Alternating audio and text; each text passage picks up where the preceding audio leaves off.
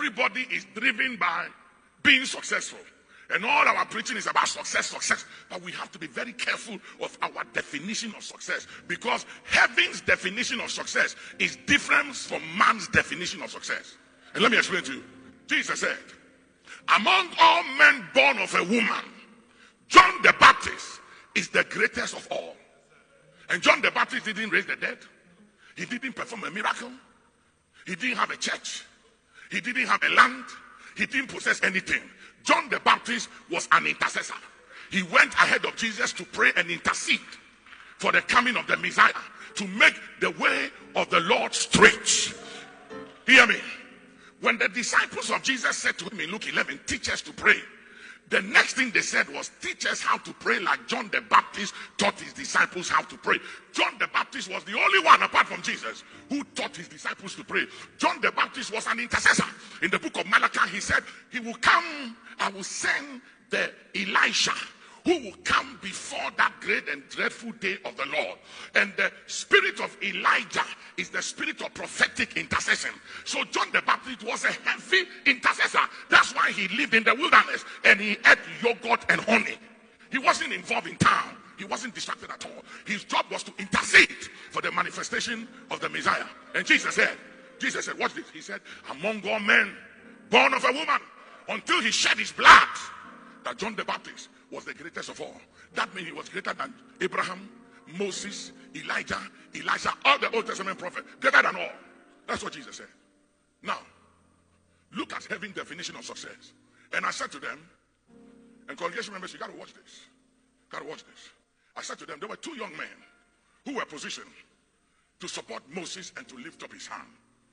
And as long as the hand of Moses was lifted up, the children of Israel, led by Joshua in the valley at war with Amalek, prevailed. And anytime his hand was weary and came down, Amalek prevailed against Israel. So watch this.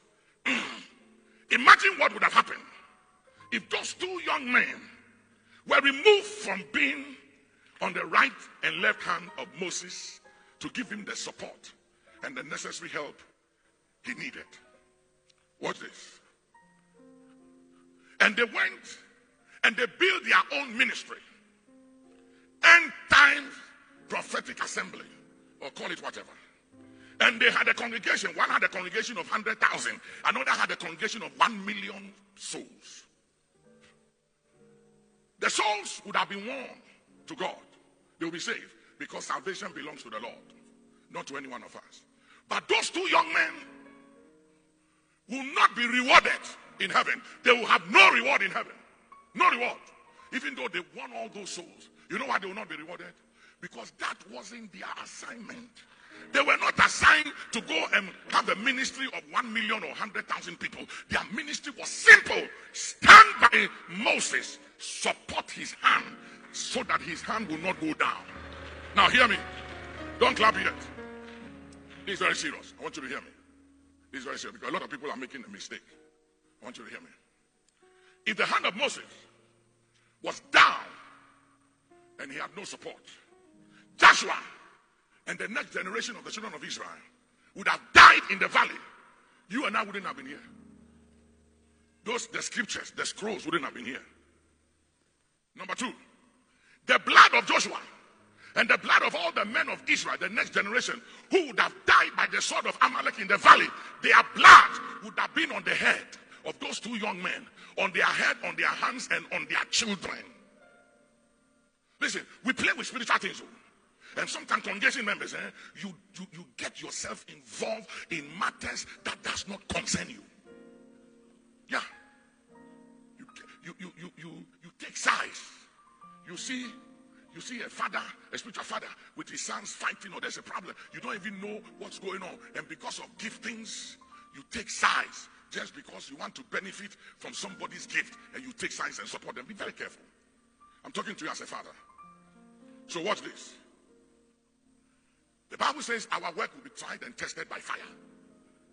So it's not everybody doing great things, that when we get to heaven we'll be rewarded. I'm telling you. Because if they were not, somebody, a prophet called me and he said, I saw Bishop Nyako And he mentioned some men of God. I won't mention their names. Huge guys. And he said in the spirit, they were all wearing white. And Bishop Nyako was also wearing white. But his white was shining like diamonds and like the sun. And he said, their white was not shining like his.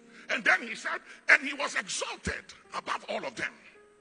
And he called me and said, Papa, what is the meaning of this revelation? And I said, that is heaven's definition of success. Bishop Nyako don't have one branch. He hasn't built a branch. He doesn't have a branch of even 50 people, not even 100 people, no branch. All he did was to mentor me and father me when I went to Church of Pentecost. That was all he did. Yesterday, when I was closing the program, the church group, I told them something.